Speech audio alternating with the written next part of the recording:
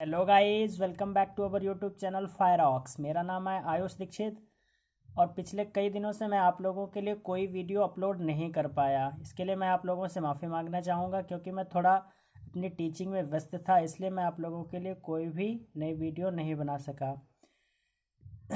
आप लोगों को मैं बता देना चाहता हूँ कि यूपी टेट के एग्ज़ाम में 5 सब्जेक्ट्स के बारे में पूछा जाता है। तो हमारे लोगों का ध्येय यूपी टेट एग्ज़ाम को क्रैक करना है, इसलिए आज से मैं आप लोगों के लिए एक नई क्लास लेके आया हूँ जिसमें हम लोग आज से हिंदी के बारे में अच्छी तरीके से स्टडी करेंगे।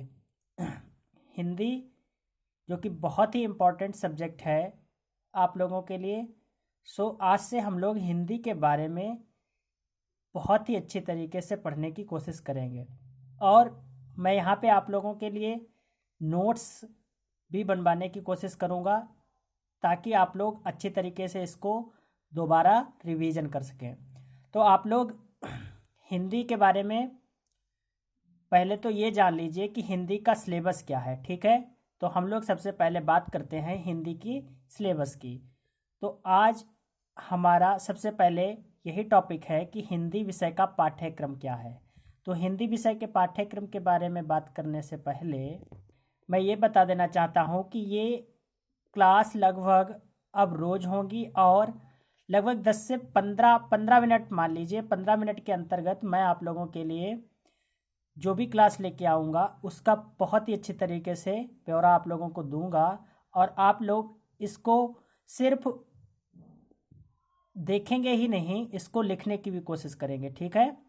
तो आइए स्टार्ट करते हैं आज का पहला वीडियो, ठीक है। तो हिंदी विषय का पाठ्यक्रम क्या है उसके बारे में मैं आपको बता दूं। सामान्य हिंदी, ठीक है, इसके अंतर्गत क्या क्या चीज़ें आती हैं वो आप लोग नोट कर लेंगे। सर्वप्रथम हिंदी और अन्य भारतीय भाषाएं, हिंदी भाषा का विकास। सेकंड, हिंदी व्याकरण का मौलिक ज्ञान, जिसके अंतर्गत कौन कौन सी चीज़ें हिंदी के अंतर्गत बहुत ज़्यादा पूछी जा रही हैं, ये सभी टॉपिक्स बहुत इंपॉर्टेंट है, वो आप लोग नोट करेंगे। सर्वप्रथम हिंदी वर्णमाला, तद्भव तत्सम, पर्यायवाची, विलोम शब्द, अनेकार्थक शब्द, वाक्यांशों के स्थान पर एक शब्द, समरूपी भिन्नार्थक शब्द, अशुद्ध वाक्यों को शुद्ध करना, लिंग, वचन, कारक, सर्वनाम, विशेषण, क्रिया, काल, वाच्य, अव्यय, उपसर्ग, प्रत्यय, संधि, समास, विराम चिन्ह, मुहावरे एवं लोकोक्तियाँ और रस, छंद एवं अलंकार आदि। और थर्ड में इसका अपठित बोध, फोर्थ में प्रसिद्ध कवि, लेखक एवं उनकी प्रसिद्ध रचनाएं, पांचवा है हिंदी भाषा में पुरस्कार और छठे में विविध प्रकार के प्रश्न हिंदी के अंतर्गत पूछे जाते हैं, ठीक है।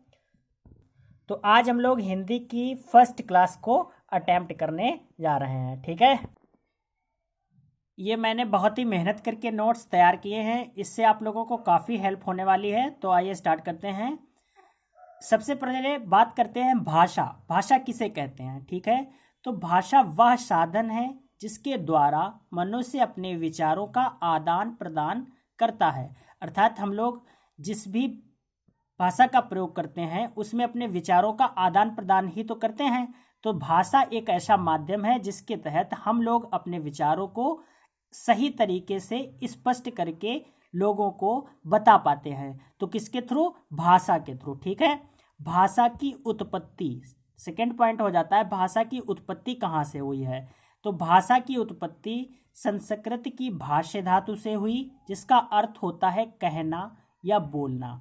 अर्थात जब हम कोई चीज बोलते हैं तो वहीं से ही तो भाषा की उत्पत्ति हुई है और जिसका जनक जो है वो संस्कृत लैंग्वेज को माना जाता है, ठीक है। अब बात करते हैं भाषा कितने प्रकार की होती है। तो भाषा 2 प्रकार की होती है। नंबर 1 होती है मौखिक भाषा और दूसरी लिखित भाषा। मौखिक भाषा के अंतर्गत हम लोग जो बोलते हैं उस भाषा को हम लोग क्या कहते हैं? मौखिक भाषा कहते हैं। और सेकंड लिखित भाषा अर्थात रिटन लैंग्वेज, जो लिख करके बोलते हैं, ठीक है। तो मौखिक भाषा जिस भाषा के अंतर्गत अपनी बात को स्पष्ट करने के लिए सार्थक उच्चरित ध्वनियों का प्रयोग किया जाता है उसे मौखिक भाषा कहते हैं। ठीक है, एक बार फिर से रिपीट कर दूं।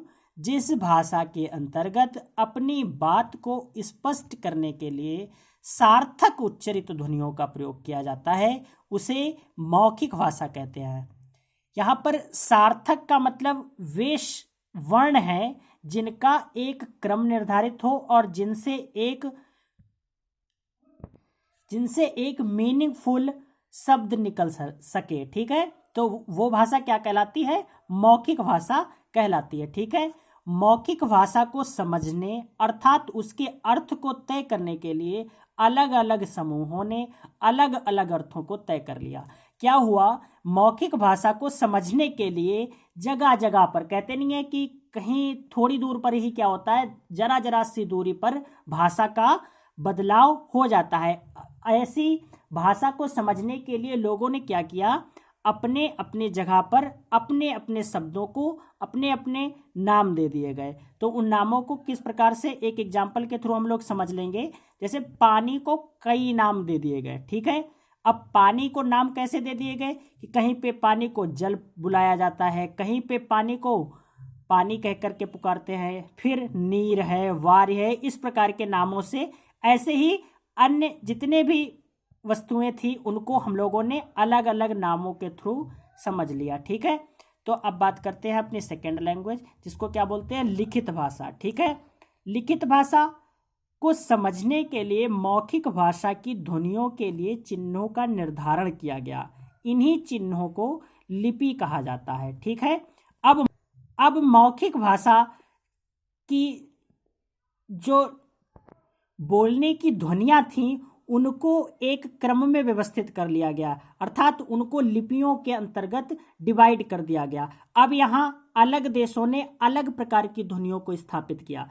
ये मैंने बहुत ही मेहनत करके और अपनी भाषा में रिटन लैंग्वेज नोट्स लिखे हैं, इसलिए ये आप लोगों को साथ में मैं समझाते भी चल रहा हूँ। कोई दिक्कत तो नहीं है। आशा कर रहा हूँ कि आप लोगों को समझ में ज़रूर आ रहा होगा। तो अब बात करते हैं, जैसे कि क्या हुआ, इंग्लैंड, मान लिया इंग्लैंड ने क्या हुआ, ध्वनियों को ABCD, वहाँ की क्योंकि इंग्लिश लैंग्वेज है तो उन्होंने उन ध्वनियों को क्या नाम दे दिया? ABCD। वहीं भारत ने आ ई इस प्रकार के नाम दिए। ठीक है, अब बात करते हैं कि इंग्लिश भाषा किस लिपि के अंतर्गत लिखी गई है। तो इंग्लिश भाषा रोमन लिपि में लिखी जाती है, वहीं हिंदी, नेपाली, मराठी एवं संस्कृत भाषा जो है वो देवनागरी लिपि में लिखी जाती है। ठीक है, तो हिंदी, नेपाली, मराठी और यहाँ पर एक और लैंग्वेज है संस्कृत, जो कि देवनागरी लिपि में लिखी जाती है। अब बात करते हैं भाषा परिवार की। तो भाषा परिवार के बारे में यहाँ पे हम लोग समझेंगे कि विश्व की कई भाषाओं में समानता देखने को मिलती हैं। उन सभी को एक भाषा परिवार कहते हैं या एक भाषा परिवार में रखते हैं। तो विश्व में बहुत प्रकार की भाषाओं का समावेश है, बोली जाती हैं। तो जितनी भी भाषाओं में देखा गया है कि ज़्यादातर क्या होता है कि समानता पाई जाती है। ठीक है, तो समानता के चलते इन लोगों को एक भाषा परिवार के अंतर्गत रखा गया है। जैसे भारत एवं यूरोप में कई जगह एक जैसी भाषाओं का चलन है, इसलिए इसे भारोपीय भाषा परिवार कहते हैं। भारत और यूरोप की भाषाओं में समानता देखने को मिलती है, इसलिए इसे क्या कहते हैं? भारोपीय भाषा परिवार कहते हैं। भारत एवं विश्व के कई देशों में बहुत सी भाषा परिवारों का प्रचलन है, उनमें से मुख्यतः निम्न प्रकार से हैं। ठीक है, बात कर लूं कि अप्रॉक्स लगभग 10 भाषा परिवारों का समावेश पूरे वर्ल्ड के अंतर्गत किया गया है। तो पहले भाषा परिवार के अंतर्गत जो भाषा आती है वो है इंडो आर्यन भाषा परिवार। कौन सी है? इंडो आर्यन भाषा परिवार। यह भारोपीय भाषा परिवार की एक शाखा है। 2011 की जनगणना के अनुसार इसे भारत में 78.05% लोग इस भाषा को बोलते हैं। ठीक है, तो आज हम लोग भाषा परिवार के बारे में जान लेंगे कि पहली कौन सी भाषा परिवार की भाषा है हमारी? इंडो आर्यन भाषा परिवार या भारोपीय भाषा परिवार की एक शाखा है। 2011 की जनगणना के अनुसार इसको लगभग 78.05% लोग इंडिया में बोलते हैं। ठीक है, अब बात करते हैं इंडो आर्यन भाषा परिवार की भाषाएं कौन कौन सी हैं। तो इस भाषा परिवार के अंतर्गत विश्व भर की सैकड़ों भाषाएं बोली जाती हैं। उनमें से मुख्यतः निम्न प्रकार से हैं। इंडो आर्यन भाषा परिवार की भाषाएं बहुत हैं, जिनमें से कुछ निम्न प्रकार हैं। ठीक है, जैसे संस्कृत, हिंदी, उर्दू, कश्मीरी, पंजाबी, नेपाली, सिंधी, असमिया, गुजराती, मराठी, कोंकणी, अंग्रेजी, जर्मन, फ्रांसीसी, स्पेनिश, डच, फारसी, रूसी इत्यादि, उड़िया, मैथिली, गढ़वाली, भोजपुरी, बांग्ला, मारवाड़ी आदि। तो बहुत सारी भाषाओं का समावेश इंडो आर्यन भाषा परिवार के अंतर्गत किया गया है। हमारी दूसरी भाषा परिवार की जो भाषा है वह है द्रविड़ भाषा परिवार। इसे भारत के दक्षिणी राज्यों में बोला जाता है। तो द्रविड़ का अर्थ ही होता है कि दक्षिण जैसा नाम लग रहा है ना। तो द्रविड़ भाषा परिवार के अंतर्गत 2011 की जनगणना के अनुसार 19.64% लोग इस भाषा परिवार की भाषाओं को बोलते हैं। इस प्रकार भारत में लगभग 98% लोग इंडो आर्यन एवं द्रविड़ भाषा का ही प्रयोग करते हैं। तो यहाँ पर साफ प्रदर्शित हो जाता है कि 98 इंडो आर्यन परिवार भाषा और द्रविड़ भाषा परिवार की भाषाओं को ही बोला जाता है। ठीक है, अब द्रविड़ भाषा परिवार की जो भाषाएं हैं उनके बारे में जान लेते हैं। इस भाषा का प्रमुख केंद्र भारत के दक्षिणी राज्यों को माना गया है। इसकी मुख्य भाषाएं निम्न हैं। पहली है तमिल, तमिलनाडु, तेलुगु, आंध्र प्रदेश, कन्नड़, कर्नाटक, मलयालम केरल की है, तुलु, ब्राहुई या ब्राह्मी भाषा इसे पाकिस्तान एवं अफगानिस्तान में बोला जाता है। कौन सी भाषा? ब्राहुई या ब्राह्मी भाषा। ठीक है, कुड़ुख को उरांव भाषा भी कहते हैं। ठीक है, कौन सी भाषा? कुड़ुख को उरांव भाषा के नाम से भी जाना जाता है। इसे भारत, नेपाल, भूटान, बांग्लादेश में आज भी कुछ लोग बोलते हैं। किस भाषा को? कुड़ुख भाषा को। ठीक है, द्रविड़ भाषा परिवार की भाषाएं ब्राह्मी लिपि से विकसित हैं। तो आप लोग ये भी नोट कर लेंगे कि द्रविड़ भाषा परिवार की जो भाषाएं हैं वो ब्राह्मी लिपि में लिखी गई हैं। ओके, थर्ड हमारी भाषा परिवार की जो भाषा है वह है ऑस्ट्रो एशियाटिक भाषा परिवार एवं उसकी भाषाएं। तो इसके बारे में जान लेते हैं। इसे ऑस्ट्रेलिया एवं एशिया के लोग बोलते हैं। ठीक है, इसे भारत में बहुत कम ही बोला जाता है। इस भाषा परिवार की कुछ भाषाएं निम्न हैं। संथाली, संथाली एक जनजाति भी है और संथाली एक भाषा भी है। ठीक है, हो भाषा, भुंडारी, खड़िया, शावरा, खासी मेघालय की भाषा है आदि। तो ऑस्ट्रो एशियाटिक भाषा परिवार की भाषाएं निम्न प्रकार से हैं। ठीक है, इसे समझ लेंगे। फोर्थ हमारी है सिनो तिब्बत भाषा परिवार। इस भाषा परिवार की भाषाएं उत्तर पूर्वी भारत के कुछ राज्यों एवं चीन में बोली जाती हैं। कहाँ बोली जाती हैं? उत्तर पूर्वी भारत में और चीन में। तो आइए जानते हैं। इस भाषा परिवार से जुड़ी कुछ भाषाएं निम्न हैं, जैसे बोडो, गारो मेघालय। अभी बात की ऑस्ट्रो एशियाटिक में खासी मेघालय थी और यहाँ पे क्या है? गारो मेघालय। ठीक है, तो ये बहुत माइन्यूट सा डिफरेंस है, ये आप लोगों को बहुत ध्यान से देखना होगा। ठीक है, मोरान, दिमाशा, तीवा, कचारी ये तीनों भाषाएं आसाम में बोली जाती हैं। कौन कौन सी? दिमासा, तीवा, कचारी ये आसाम की भाषाएं हैं। कोक वोरोक त्रिपुरा में बोली जाती है। कोक वोरोक त्रिपुरा में। कोच, रूगा और राभा उत्तर पूर्वी भारत में बोली जाने वाली भाषाएं हैं, जो कि सिनो तिब्बत भाषा परिवार के अंतर्गत आती हैं। तो 4 हो गई हमारी भाषा परिवार। आइए बात करते हैं पांचवी हमारी भाषा परिवार की जो भाषा है वो ताई कड़ाई भाषा परिवार है। इसे मध्य भारत के कुछ राज्यों में बोला जाता है।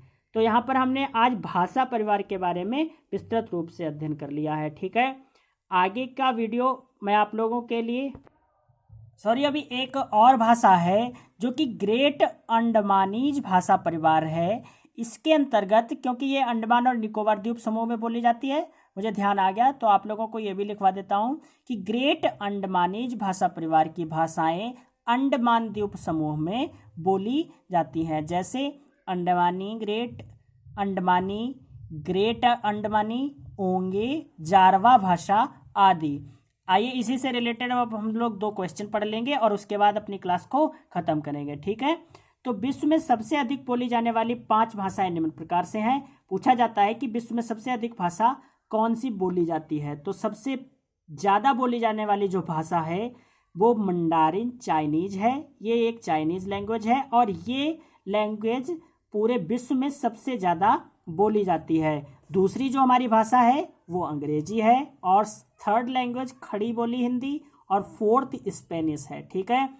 तो ये क्रम है जो सबसे ज़्यादा बोली जाने वाली भाषाएं हैं। अब बात कर लेते हैं कि भारत में सबसे अधिक बोले जाने वाली 5 भाषाएं निम्न हैं। तो 5 भारत में सबसे ज़्यादा जो बोली जाती हैं वो यहाँ पे दी हुई हैं। तो ठीक है, पहली हमारी हिंदी हो गई, दूसरी बंगाली, मराठी, तेलुगु और तमिल है। दूसरी क्लास के अंतर्गत हम लोग हिंदी भाषा का विकास के बारे में समझेंगे और देखेंगे कि हिंदी का विकास किस तरीके से स्टार्ट हुआ है। तो अगर आप लोगों को ये वीडियो अच्छी लगी हो तो प्लीज़ मेरे चैनल को सब्सक्राइब करिए और फायरआर्क्स के साथ ज़रूर जुड़े रहिए। धन्यवाद।